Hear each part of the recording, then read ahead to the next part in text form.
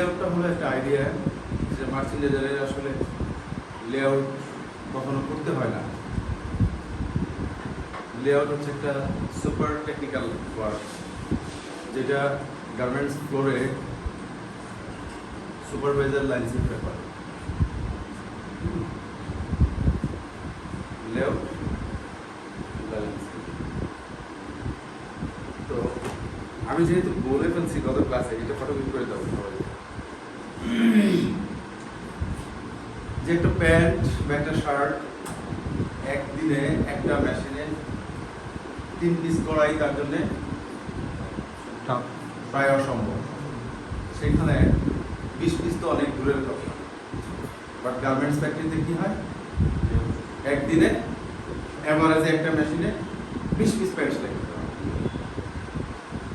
যদি ইন্ডিভিজুয়ালি একটা মেশিনকে বলা হয় তুমি 3 পিস প্যান্ট সেলাই করো, তো সারাদিন রাতে পারবে। বাট 40 বা 45 বা 48টা মেশিন মিলে পার্টসগুলোকে ব্যালেন্স করে সেলাই করে দেখা যাচ্ছে যে ঘন্টায় আউটপুট হইতেছে, সে 50 মেশিনে ঘন্টায় আউটপুট হইতেছে 100 পিস। 10 ঘন্টায় কাজ করলে 1000 পিস। 50 মেশিনে 1000 পিস করলে এক মেশিনে কত করে এভারেজ করা হবে? 25 পিস করে। কিন্তু ইন্ডিভিজুয়ালি এক মেশিনে 25 পিস করা সম্ভব। ওই যে লেআউট, ওই লেআউটের একটা আইডিয়া আমি আপনাদেরকে দেব, যেটা কর্মক্ষেত্রে এটা আপনাকে সুবিধা দেবে, কাজে আসবে। ওইটা নিয়ে আলোচনা। This is not part of merchandising, but এটা প্রোডাকশন ম্যানেজমেন্টের একটা ক্লাস। টি শার্টের লেআউটটা একটু দেখে আগে, খুব সহজে বুঝতে পারবে। আমি ছবি তুলে রাখছি, বাট লেআউট আমার এরকম মুখস্থ থাকে না। লেআউটটা আসলে কীভাবে হয়, যেমন এখানে দেখানো হয়েছে যে 18 মেশিনে একটা টি শার্ট সেলাই করে। টি শার্ট সেলাই করতে কয়টা মেশিন? 18টা মেশিন। তার মানে আপনি চাইলে 36টা মেশিন দিয়ে 2টা লাইন করতে পারেন নিটে। একটু প্যান্ট সেলাই করতে গেলে 55-56 মেশিন লাগে। চাইলে 48 মেশিন দিয়েও করতে পারেন, 40 মেশিন দিয়ে করতে পারেন। এতগুলো মেশিন কীভাবে লাগে? ব্যাপারটা এরকম না। গত ক্লাসে আমাদের আলোচনা ছিল হলো ডিফারেন্ট গার্মেন্টস মেশিনারিজ ইন্ট্রোডিউসিং। পোশাকের তৈরি করতে যে মেশিন লাগে সে কী মেশিন, কোন মেশিনের অপারেশন কী, তাই তো? তো আজকের আলোচনা হলো লেআউট, যে লেআউটটা বেনিফিটটা কী। এখানে নিটের একটা লেআউট আমি আলোচনা করি। টি শার্ট,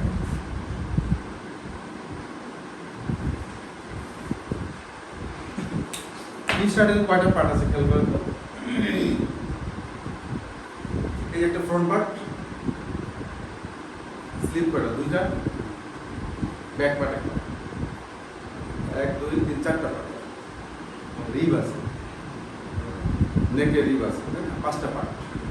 টুকরা কয়টা? 5টা টুকরা দিয়ে একটা টি শার্ট। প্যান্টে টুকরা আছে কয়টা? প্রায় 15টা বা 16টা। এই টুকরাগুলো কাটিং থেকে আসে। কোথেকে আসে? কাটিং থেকে। কাটিং এক পিস করে কাটে না, কীভাবে? মেশিনে কাটে। গত ক্লাসে বলছিলাম কাটিং মেশিনের কয়ভাবে হয়, কয় রকম হয় কাটিং মেশিন। কাটিং এর প্রসিডিউরটা কয়ভাবে হয়? 2 ভাবে। একটা হলো কাটিং মেশিন, যেটা আপনার ইলেকট্রিক অপারেটেড, বাট ম্যানুয়ালি কাটতে হয়। লেআউট বুঝেন তো? Fabric layout. লে মানে বিছানো, লে শব্দটা শোয়ানো বা বিছানো। গার্মেন্টস ফ্যাক্টরিতে গেলে দেখবেন কাটিং টেবিল অনেক লম্বা হয়, 40 ফিট 70 ফিট এক একটা লম্বা টেবিল। এই টেবিলের উপরে কাপড় বিছায়, একটা বিছাইলো, এরপর আরেকটা, এরপর আরেকটা, এভাবে 60টা লেয়ার দেওয়া হয়, 70 লেয়ার, 100 লেয়ারও দেওয়া হয়। লে করে এতগুলো কাপড় একসাথে বিছায়, মানে 80টা কাপড় বিছাই দিই। বিছানোর পরে এর উপর দিয়ে একটা মার্কার পেপার বিছাই দেওয়া হয়, যে মার্কারের মধ্যে ড্রয়িং করা যায়। কলারের ড্রয়িং, প্যান্টের ওয়েস্ট বেল্টের ড্রয়িং, ফ্রন্ট পার্টের ড্রয়িং। এই ড্রয়িংগুলো করে কি দিয়ে? প্যাটার্ন দিয়ে। বুঝতে হবে কোন থেকে কি আসে। প্যাটার্ন হলো সব যে কাগজের বোর্ড, এই বোর্ড দিয়ে প্রথম প্যাটার্ন করা হয়। এই প্যাটার্নগুলো বসিয়ে একটা সাদা কাগজে, লম্বা একটা কাগজ কাপড়ের মতো, ওটার মধ্যে মার্কার করে, টেকনিক্যাল কাজ। মার্কার করে পেন্সিল দিয়ে, এরপরে ওই লেআউট করা কাপড়ের উপরে মার্কারটা বিছাই দিল, দিয়ে জায়গায় জায়গায় পিন মেরে দিল, যাতে এই পাতলা কাগজটা উড়ে না যায়। এবার যেখানে যেখানে দাগ আছে ওই দাগের উপর দিয়ে মেশিন দিয়ে কেটে গেলে টুকরা হয়ে গেল। তো এই ফ্রন্ট পার্ট, যখন এই ফ্রন্ট পার্টটা কাটলো তখন এই ফ্রন্ট পার্টটা কয় পিস ছিল? 80 পিস হয়ে গেল, 70 পিস হয়ে গেল। এটাকে টুকরা কাগজ টুকরা দিয়ে একটু বান্ডেল করে সুইংয়ে পাঠায়, তাই না? সুইংয়ে যাওয়ার পরে সুইংটা শুরু হয় হলো ইনপুট আউটপুট। সুইং যেখান থেকে শুরু হয় সেটাকে বলা হয় ইনপুট। ধরেন এখানে এখন একটা লাইন, এই যে বললাম দুইটা লাইন, লাইন বলতে কিন্তু ফিজিক্যাল লাইনকে আমরা লাইন বলি। যেমন ধরেন 18টা মেশিন দিয়ে একটা লাইন, এই রুমে কি 18 মেশিন ধরবে না? ধরেন এই রুমে ধরলো 8টা মেশিন, পাশের রুমে 8টা, কটা? 16টা, এই পাশে আরো 2টা, এই 18টা মেশিন দিয়ে একটা লাইন। বাট ফিজিক্যালি লাইন হলো কয়টা? এখানে 2টা, ওইখানে 2টা, ওইখানে একটা। এইগুলো কিন্তু লাইন না। গার্মেন্টস ফ্যাক্টরিতে যাই দেখুন লম্বা লাইনের মেশিন সাজানো, ওই এক লাইন মানে এক লাইন না, অনেক সময় 2 লাইন মিলে এক লাইন। অনেক সময় লম্বা ফ্যাক্টরি যেগুলো এক লাইনের মধ্যে 2 লাইন হয়, এক লাইনে 100টা মেশিন আছে, এক লাইন না, মানে 18 অনুসারে আর কি যে কটা থাকে। তো বেসিক্যালি যেটা করা হয় যে যদি 18টা মেশিন দিয়ে এক লাইন করা হয়, ওগুলো দুই এভাবে সাজানো হয়, 1 2 3 4 5 6 7 8 9, এখানে 9টা, এখানে 9টা, ওকে?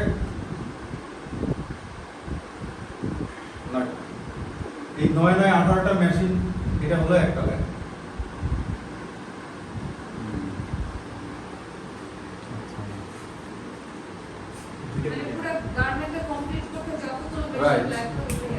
হ্যাঁ, একটা টি শার্ট সেলাই ভাগে যোগে সেলাই করবে, ভাগাভাগি করে, এর জন্য যতগুলো মেশিন সেট আপ করা হয় একটা লাইন। যেমন একটা জ্যাকেট, একটা কমপ্লিকেটেড জ্যাকেট সেলাই করতে 80-85টা মেশিনের লেআউট করতে হয়। তার মানে কি 80 মেশিন মিলে এক লাইন। এখানে ফিজিক্যালি লাইন 4টা হইতে পারে, বাট আমরা ধরবো এক লাইন। ঠিক আছে, বোঝা গেছে লাইন কি? তবে অনেক সময় আমরা জিজ্ঞেস করি কোনো ফ্যাক্টরি থেকে যখন কাজ নিতে আসে, তাদেরকে জিজ্ঞেস করি ভাই আপনাদের কয় লাইনের ফ্যাক্টরি? কয় লাইন বললে বোঝা যায়, যদি বলে যে আমাদের ওভেন 5 লাইনের ফ্যাক্টরি, ওভেন এগুলো শার্ট হইতে পারে, প্যান্ট হইতে পারে, ওভেনের লাইন আমরা কনসিডার করি 50 থেকে 55 মেশিনে এক লাইন। তো যখন এটাকে জ্যাকেট সেলাই করবে তখন এই 5 লাইন থাকবে না, তখন এটা হয়ে যাবে 3 লাইন। কারণ 84 মেশিনের লাইন হয়ে গেলে তখন ওই 5 লাইনের মেশিন ভেঙে লাইন ভেঙে সেট আপ দিতে হবে, এটাকে বলা হয় ব্যালেন্সিং। ব্যালেন্স করে ওই 5 লাইনের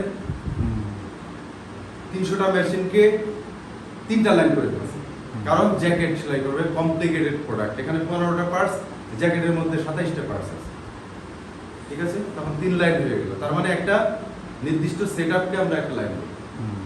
টি শার্টের parts com, product easy in handle, easy line layout, সব কিছু সহজ। এখানে 18টা মেশিন এনাফ। এই 18টা মেশিন কিভাবে কাজ করবে এটা আমি দেখো। 18টা মেশিন প্রথম কাজ কি? এটা শুরু হয়, লাইন সবসময় শুরু হয় পেছন থেকে। ধরেন এই রুমটা যদি আরেকটু লম্বা হতো, এই সাইজের আরো 3টা রুমের সমান লম্বা হতো, এটা এখানে একটা লাইন হতে পারত। 18 মেশিনে একটা লাইন এখানে হতে পারত। ধরেন এটা লেন্থ আছে 14 ফিট, এটা যদি 50 ফিট লম্বা হতো, উইথ যা আছে ঠিক আছে, তখন এখানে কিন্তু একটা লাইন হয়ে যেত। এই লাইনের একটা অংশকে বলা হয় ইনপুট, একটা অংশকে বলা হয় আউটপুট। এই যেহেতু এটা হলো মেইন এন্টারেন্স, এটা হলো আউটপুট। ইনপুট হবে পেছন থেকে, একদম লাস্ট লাইন করতে চাইয়া হ্যাঁ, মানে ফ্রন্ট একদম ফ্রন্ট সবসময় একটা হবে, ফ্রন্ট হলো আউটপুট, আর ইনপুট হয় সবসময় পেছন থেকে। তাহলে এখানে ইনপুট আমরা কোথায় ধরবো? এটা ধরে নিচে থেকে, আর এটা আউটপুট। এখানে থাকবে টুকরা পার্টস, এখানে এসে কমপ্লিট একটা টি শার্ট হয়ে যাবে, ঠিক আছে? লাস্ট কাজ যে তার কাজের শেষ। বুঝা গেছে ব্যাপারটা? তো টি শার্টের যে লেআউট এখানে যেভাবে দেয়া আছে, প্রথম কাজ করে কি লেফট শোল্ডার জয়েন্ট। আচ্ছা, একটা জিনিস আমরা সাধারণত ফ্যাক্টরিতে গেলে এরকম আর কি লম্বা রুমই আর কি দেখি। এখন সেই ক্ষেত্রে যদি এরকম রুমগুলো যদি ছোট ছোট হয়ে যদি এই 18টা মেশিনে যদি বিভিন্ন রুমে চলে যায় তাহলে সেক্ষেত্রে কি কোনো সমস্যা ফেস করে? সমস্যা তো থাকে, টাইম ওয়েস্ট হয়। আমরা এখানে টাইম কনজিউম করি। যতটা সম্ভব। ফ্লোর মানে হলো আপনার সারাদিনে টি শার্ট আউটপুট হয় 1600 পিস, 20 মেশিনে 1600 পিস টি শার্ট সেলাই করে। হ্যাঁ, তো 1600 পিস তো সম্ভব না যদি ওইভাবে সেট আপ। আপনার লাইন লেআউট যত বেশি ফ্রিকুয়েন্ট হবে আপনার আউটপুট তত বেশি হবে। ঠিক আছে, যেমন আমি কোনো এক সময় দেখছি ঢাকার ভিতরে ফ্যাক্টরি ছিল, উত্তরায় ফ্যাক্টরি ছিল, একটা ফ্যাক্টরিতে কাজ করাইতাম হলো মোহাম্মদপুর, ওটা মকবুল ছিল না, এমপি মকবুল, ওনার গার্মেন্টস। উনি চিন্তা করছে যে আমার 5টা-7টা বাড়ি আছে, 2টা বাড়ি সে গার্মেন্টস বানাই ফেলছে। বাড়ি করছিল তো আবাসিকের জন্য, বাট আবাসিক বাড়ি কি করছে, গার্মেন্টস ফ্যাক্টরি বানাই ফেলছে। এই জন্য তার এখানে ওয়াল ছিল, এই রুমে বাথরুম ছিল, এইভাবেই তার সেট আপ। আমার অভিজ্ঞতায় আমি নিজে দেখেছি। আবার মনে করেন যে বেস ডেনিম একটা ফ্যাক্টরিতে গেছি, সেই 2000 সালের কথা, ইন্সপেকশন করতে গেছি। বেস ডেনিম হলো কামাল মজুমদার, হ্যাঁ, এই যে মিরপুরের কামাল মজুমদারের ফ্যাক্টরি সাভারে ছিল। বেস ডেনিমের লাইনের এক পাশে দাঁড়ালে আরেক পাশে মানুষ ঢোকে ছোট ছোট জায়গা, এত বড় লাইন। তার মানে তার ফ্লোরের মধ্যে কোনো পার্টিশন নাই, কোনো ওয়াল নেই, পুরা ফ্লোর ওপেন ছিল। সে গার্মেন্টসের ইন্টেনশন দিয়েই করা এই ফ্লোরটা। লম্বা হবে মিনিমাম আপনার 600 ফিট 700 ফিট লম্বা। আবার কেউ রুমের মধ্যে পড়ছে, এখন যে রুমের মধ্যে পড়ছে এভারেজ আউটপুট তার কম হবে। এই জন্যই লাইন লেআউটের প্রয়োজনীয়তা আমরা ফিল করি। এটা আমি যে লাইন লেআউটটা করছি এটা আমার নিজের করা, বাট এখন যারা করে এরা হলো লাইন এক্সপার্ট, এদেরকে আমরা বলি আই। বেশিরভাগ ফ্যাক্টরিতে আই ডিপার্টমেন্টে করে। কোন ডিপার্টমেন্ট? আই ই মানে ইন্ডাস্ট্রিয়াল ইঞ্জিনিয়ারিং ডিপার্টমেন্টই আছে। ইউনিভার্সিটিতেও ইন্ডাস্ট্রিয়াল ইঞ্জিনিয়ারিং পড়াশোনা হয়, কীভাবে প্রোডাক্টিভিটি বাড়ানো যায়, কীভাবে কোয়ালিটি মেকশিওর করা যায়, এটা হলো আইয়ের কাজ। বুঝতে পারছেন? তো এখন লেআউটগুলো কারা করে? বেশিরভাগ ফ্যাক্টরিতে আইরা করে। আমি একটু ছোট্ট ধারণা আপনাদেরকে দেওয়ার জন্য বলছি। এই 5টা পার্ট কাটিং সেকশন থেকে সুইংয়ে চলে আসছে, এখন সেলাই হবে। সুপারভাইজাররা এসে বান্ডেল ডিস্ট্রিবিউশন করবে। ডিস্ট্রিবিউশন করার আগে লাইন আগে সাজাবে, কোন মেশিনের পর কোন মেশিন, কোন অপারেটর পর কোন অপারেটর। একটা লাইনে 18টা মেশিন আছে, 18 জন অপারেটর আছে, ঠিক আছে না? 18 জন অপারেটর কিন্তু এক কাজ করতে পারে। একজন হচ্ছে ফ্ল্যাট লক চালাইতে পারে, সে প্লেন মেশিন চালাইতে পারে। একজন হচ্ছে প্লেন চালাইতে পারে, ফ্ল্যাট লক চালাইতে পারে। একজন আছে সে শুধু ব্যাক টেপ সেলাই করে, ও ব্যাক টেপ নিয়ে এক্সপার্ট, ওকে নিয়োগ করা হয়তো শুধু ব্যাক টেপ মেশিন সেলাই দেওয়া হয়। লেআউটের মধ্যে এইভাবে স্কিলেরও একটা লেআউট। তো প্রথম এখানে কাজ কি? পার্টসগুলো চলে আসার পরে প্রথম হলো শোল্ডার জয়েন্ট। শোল্ডার কয়টা এখানে? 2টা shoulder, right shoulder, left shoulder. প্রথম কাজ হলো এই পার্টটা আর এই পার্টটা জোড়া লাগানো। এই যে এখানে যে জোড়াটা লাগাইছে, দেখেন ওই সিদ্ধ পাটগুলো করতে গেছে। লেফট শোল্ডার জয়েন্ট, এই যে অপারেটর, ওর কাজ কি? Left shoulder joint, left shoulder joint করতেছে। এ কি করতেছে? রাইট শোল্ডার জয়েন্ট করতেছে। ওর কাজ কি? ওর কাজ হলো হেল্পারের 2টা পার্ট ওর হাত ধরাই দিতেছে, শুধু লেফট শোল্ডার জয়েন্ট করে দিচ্ছে, আর পাশের জন রাইট শোল্ডার জয়েন্ট করতেছে। তাহলে 2টা পার্ট এক হয়ে গেল। এখান থেকে আবার পরের মেশিনে চলে যাবে। আচ্ছা আচ্ছা, পরের মেশিনে চলে যাবে। পরের মেশিনে হলো কি করবে? লেফট শোল্ডার টপ স্টিচ দিবে, যদি থাকে। এখানে নাই, যদি থাকে মানে অনেক টি শার্ট আছে না, এখানে টপ স্টিচ আছে। জয়েন্ট মানে ইনসাইড দিয়ে, জয়েন্ট মানে মেক করা, জাস্ট জোড়া লাগে। কি বলে? টপ কি বলে? টপ স্টিচ, টপ সিন বলে, টপ সিন বলে। ওটা কি সব কাজ লোক দিয়ে দেয়? না, এটা তো খুবই সুন্দর। প্রথম যে 2টা মেশিন দিয়ে দিল এটা হলো ফ্ল্যাট লক দিয়ে।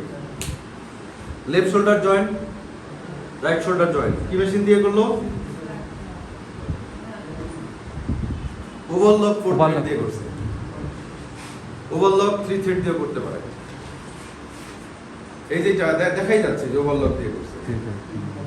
ওভারলক এখন এই ওভারলকটা কোনো ভাইরাস না, চাইলেও এখানে টপ সিন দিয়ে দিতে হবে। বেশিরভাগ টি শার্টই থাকে না, আবার থাকতেও পারে। কোনটা আছে? হ্যাঁ আছে, টপ সিন আছে। হ্যাঁ, এই জন্য আমি টপসিনটা দিয়ে দিচ্ছি। টপসিন মানে টপ স্টেজ, ঠিক আছে?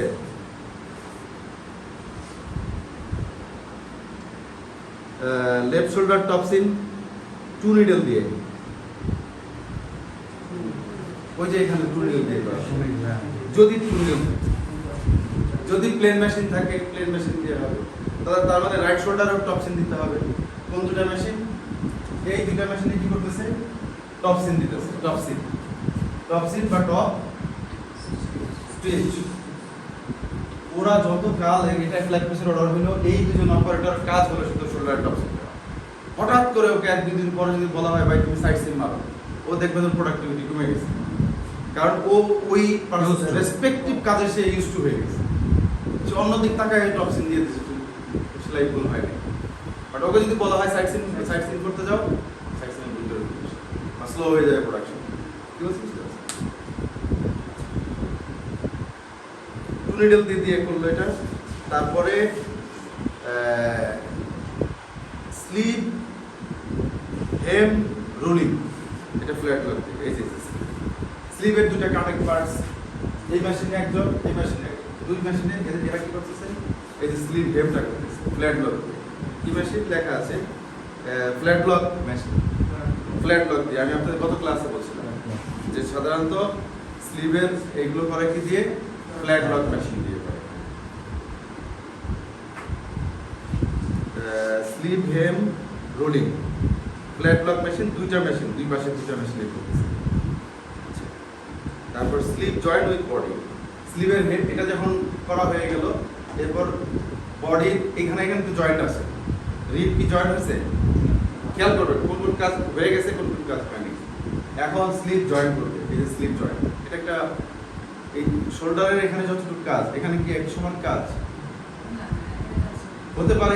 এই সেলাইটা যে দেয় তার অভিজ্ঞতা 2 বছর, আর ঘন্টা একটু 6 বছর 8 বছরের একটা অপারেটর আছে, তাদেরকে এই সমস্ত একটু কমপ্লিকেটেড প্রোডাক্ট এই লোকেশনে বসানো হয়। এই তুমি এখানে বসো, তুমি আর্মহোল সেলাই করো, কারণ সে জানে যে 8 বছর যখন সেলাই করে সে ওর জন্য এটা ঠিক আছে। স্লিপটা যখন আলাদা ছিল, হ্যান্ডটা পরে গিয়ে শোল্ডার সাথে আগে ছিল। হ্যাঁ, প্রথমে এই দুটো জোড়া থাকবে, তারপরে স্লিভে দুজন কি করলো? স্লিভে শুধু এই রোলিংটা দিল। এরপরে স্লিভটাকে আরো দুইজন বা 4জন 5জন দিয়ে দেওয়া হয়েছে। Sleeve join with body both side, overlock 3 thread, দুটো মেশিন। এই যে ওভারলক 3 থ্রেড দিয়ে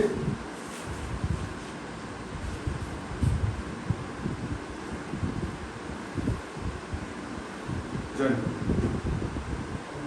এখানে একজন, এখানে এই দুটো মেশিন, এরা এগুলো করতেছে। এখন কি অবস্থা আছে? স্লিপ জয়েন্ট হয়ে গেছে বডির সাথে, সাইড সিম হয় নাই, দেখি কি বলে। এরপরে আছে আর্মহোল টপ স্টিচ, যদি থাকে 2 নিডল দিয়ে। আর সব আর্মহোল টপ স্টিচ থাকতে পারে, নাও থাকতে পারে। না থাকলে মেশিন আরো কমে গেল। এই যে আর্মহোলের উপর দিয়ে টপ স্টিচ এখানে আছে, নাই, থাকতে পারে। এই আপনারটা আছে, দেখেন ওইটা না আর্মহোল টপ স্টিচ। আর্মহোল কোনটা? এই আর্মহোলের টপ স্টিচ এটাতে নাই, বাট এটাতে আছে। এই আর্মহোল টপ স্টিচের জন্য দুইটা মেশিন দেওয়া হয়েছে, 2 নিডল, দুইটা মেশিনে দুজন করতেছে। তার মানে এই দুজন কি করতেছে? স্লিপ জয়েন্ট করতেছে না? Sleeve joint with body, overlock 3 thread দিয়ে করলো। এই দুজন কি করতেছে? আর্মহোলের top stitch, armhole top seam কি দিয়ে? 2 নিডল দিয়ে, যদি প্রয়োজন হয়, না থাকলে নাই। তাহলে এটাতে নাই।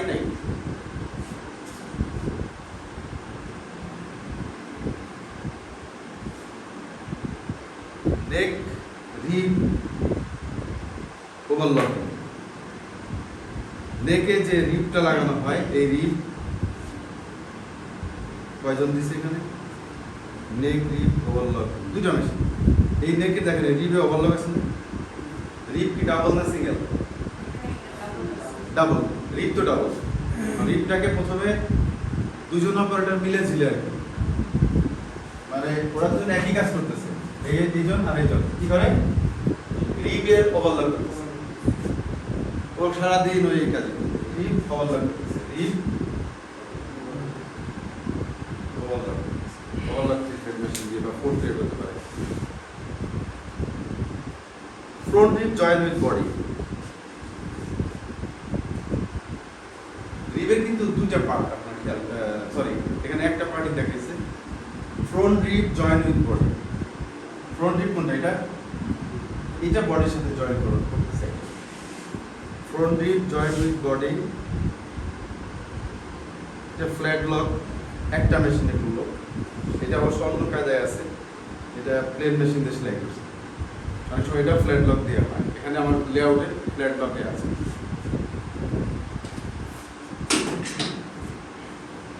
ওইখান থেকে চলে আসবে।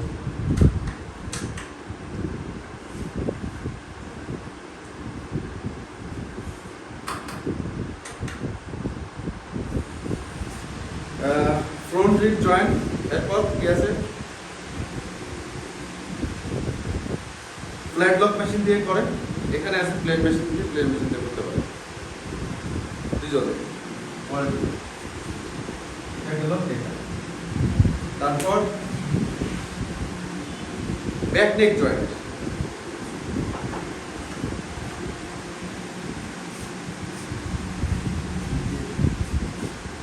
ব্যাক নেক জয়েন্ট পেছনের এই যে নেক টেপ মেশিন দিয়ে হবে।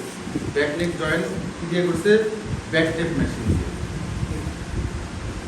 ব্যাক টেপ মেশিন দিয়ে ব্যাক নেক জয়েন্ট। তাহলে মোটামুটি এই জায়গার কাজ শেষ। বাকি আছে কি মনে আছে?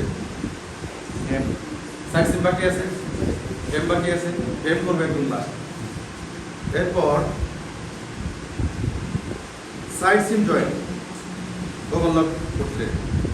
সাইড সিম কিন্তু আপনার খেয়াল করেন যে একজন কিন্তু স্লিভের এই বুকের এই সেলাইটা করছে, আর একজন স্লিভে জয়েন করছে, বাট স্লিভের এই নিচে সেলাই কি হয়েছে এখন? না না, অথচ বডির সাথে কিন্তু স্লিভ জয়েন্ট হয়ে গেছে। এখন এখানে খোলা, এখানেও খোলা, এই সাইডেও খোলা। এই কাজটা একসাথে না। সাইড সিম প্লাস আপনার স্লিভের এটা স্লিভ সহ সাইড সিম এটা একসাথে না। দুইটা মেশিন আছে, সাইড সিম জয়েন্ট দুইটা মেশিন, ওভারলক করতে দুইটা মেশিন। সাইড সিম যখন হয়ে গেছে মোটামুটি একটা টি শার্টের আকৃতি হয়ে গেছে। বাকি আছে কি? হেম। হেমে দেখেন লেখা আছে বটম হেম, ফ্ল্যাট লক বলছিলাম, ফ্ল্যাট লক দিয়ে স্লিভ হেম হবে, বটম হেম হবে। দুইটা মেশিন। এখন দুইটা মেশিনের কাজ কিন্তু এরকম না যেমন লাস্ট টাইম এটা হলো একটা এক্সট্রা ছিল।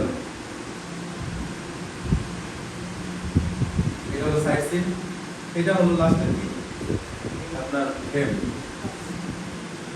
এখন দুইটা মেশিন একই কাজ করতেছে, এর মানে কিন্তু এই না যে একজন ফ্রন্টের এইটুকু সেলাই করে আর একজন এখানে দিয়ে দিচ্ছে সে এটা করছে। ব্যাপারটা এরকম, একজনেই পুরোটা করবে, একজনেই পুরোটা করবে। ধরেন টার্গেট যদি থাকে 100 পিস, এ করে 50 পিস, এ করে 50। নেকে যেমন ফ্রন্ট নেক একজন করলো, ব্যাক নেক আরেকজন করছে, কিন্তু হেমের কাজটা কি একজনই করবে। বাট ও একা করলে এত মাল পিছন থেকে যত মাল আসবে সেগুলো সাপোর্ট দিয়ে সাপোর্ট করে।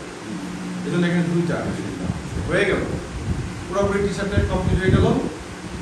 লাইনের লাস্টে একটা এন্ড লাইন টেবিল থাকে, এই টেবিলে একজন কোয়ালিটি ইন্সপেক্টর ইন্সপেকশন করে যে এই গার্মেন্টসের কোথাও কোনো সেলাইতে কোনো সমস্যা আছে। এই হলো একটা কাজ। আরেকটা হলো এই যে লাইন লেআউট হয়ে গেল, এখন ব্যালেন্স করবে। ব্যালেন্স কি? এক লোকেশনের সেলাই ছোট, আর একটা লোকেশনের সেলাই বড়। যদি এমন হয় যে পেছনে এই দুইটা মেশিন টার্গেট কত? টি শার্ট তো ধরেন 180 পিস, ওকে, পার ঘন্টায় প্রতি ঘন্টায় 180 পিস আউটপুট হইতে হবে। কত পিস?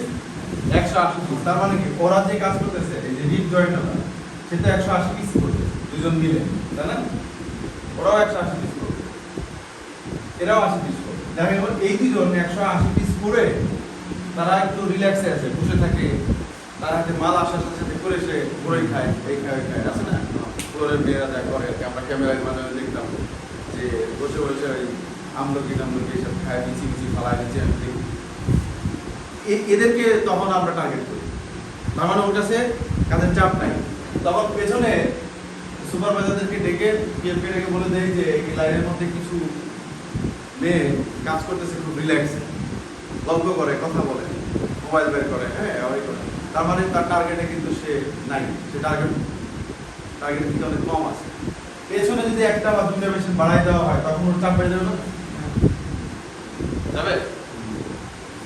আর ও যদি বসে থাকে তাহলে এভারেজ কি হলো, প্রোডাকশনে একটা গতি স্লো হয়ে গেল না? বুঝতেছ? প্রোডাকশনের গতি স্পিডতে থাকলো না। যেখানে বসে থাকবে তার পিছনে মেশিন বাড়াই দিতে হবে। সুপারভাইজার লাইন চিন্তার কাজে লাইনটা সেট আপ করে দিয়ে বলে সেলাই, এবার সেলাই শুরু করার পরে 2 ঘন্টা 1.5 ঘন্টা পরে চট করে আরেক লাইন থেকে একটা মেয়ে এনে বসে যায়, এই তুমি এখানে লাইন নির্দেশন দিলাম, এখানে এই জায়গায় 3 জন সেলাই করবে, এখানে আরেকটা এরা 3 জন সেলাই করবে, সরি এটা তো এই জায়গায় এখানে আরেকটা মেশিন হবে, এই অপারেশনটা 3 জনে করবে, তাহলে এই 2 জনের সাথে ব্যালেন্স হয়। ও আর বসে থাকতে হচ্ছে না তাহলে। আমরা একটা জিনিস দেখে খেয়াল করে দেখবেন, মাটি কাটার কিছু লোক আছে বা ওই যারা কনস্ট্রাকশনে কাজ করে মাথায় নিয়ে যায়, এরা গ্যাপে দাঁড়ায় না?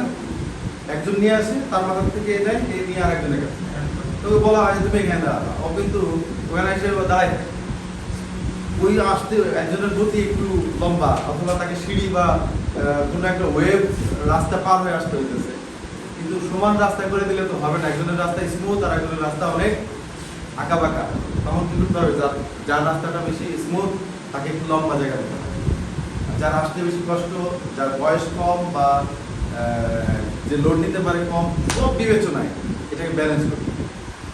এক জায়গা থেকে মাটি নিয়ে আরেক জায়গায় ফেলা, এখানে যদি 10 জন লোক কাজ করে, কোনো লোক দাঁড়ায় থাকতে পারবে না। একজন লোক দাঁড়ায় আছে, আরেকজন এসে সারতে পারতেছে না, পেছনের জন এসে দাঁড়ায় আছে, তার মানে ওর লোড বেশি পড়ে যাচ্ছে, তখন ওর জায়গাটা একটু কমায় দিয়ে এর জায়গাটা একটু বাড়ায়। This is called balance. ঠিক ফ্যাক্টরিতে লাইন এভাবে ব্যালেন্স করা হয় যে কেউ যদি রিল্যাক্সে কাজ করে, মানে ফ্রি, মানে if she get free and freedom, সে একটা রিল্যাক্সে আছে, তখন এই সুপারভাইজাররা টার্গেট করে যে ওর পেছনের কাজটা পেছনে আরেকজন লোক বসাই দিলে বা 2টা মেশিন বসাই দিলে ওর লোড বেড়ে যাবে। 18 মেশিন দিয়ে লেআউট করলো, পরে পিএমকে বলবো স্যার 18 মেশিনে হচ্ছে না, আরো 2টা মেশিন লাগে, কেন স্যার এটা আউটপুট আসবে না, আউটপুট কম হয়ে যাবে, 2টা মেশিন দিলে স্যার ঘন্টায় আরো বেশি আউটপুট। বুঝা গেছে? বুঝতেছেন? এই হলো layout concept. Completely body ready হয়ে কোথায়, আউটপুট, ইনপুট আউটপুট। শার্টেরটা দেখেন, আমি একটু বসে বলি আছে টি শার্ট খুব ইজি একটা প্রোডাক্ট, যেটা লেআউটের জন্য খুব বেশি জ্ঞানী হওয়ার দরকার নেই। প্যান্ট শার্টের লেআউট অনেক কমপ্লিকেটেড, বাট এটা আপনার একটু দেখে যাবেন, এটার জন্য অত বেশি স্টাডি করার কিছু নাই, যেগুলো স্টাডি করা সেগুলো তো আপনারা করে শেষ করতে পারেন না, মাঝে মাঝে জিজ্ঞেস করলে বলতে পারেন না। এই জন্য একটা কোশ্চেন করলাম আছে যে কাটিং মেশিন, কাটিং কীভাবে হয় ফ্লোরে, ওই 2টা প্রসিডিউর কি কি বলছিলাম এসে, একটা কিন্তু আমি বলে দিচ্ছি, আরেকটা কি, এই জিনিসটা খুব জরুরি। এই লেআউটটা টোটাল লেআউটের জন্য যতটুকু গুরুত্ব আছে ওই জিনিসটা জানা আছে কি, হ্যাঁ সফটওয়্যার, এই টোটাল সফটওয়্যার সম্পর্কে বলেন, কে বলেন, আর এটা কিভাবে হয়, প্রসিডিউরটা কি?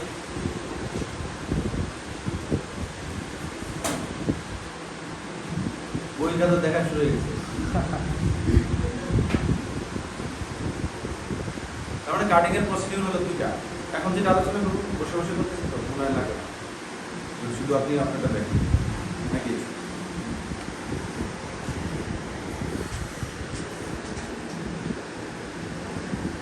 একটা হলো সফটওয়্যার বেস, আর একটা হলো ম্যানুয়াল। সফটওয়্যার যেটা করা হয় সেটা হলো প্রথমে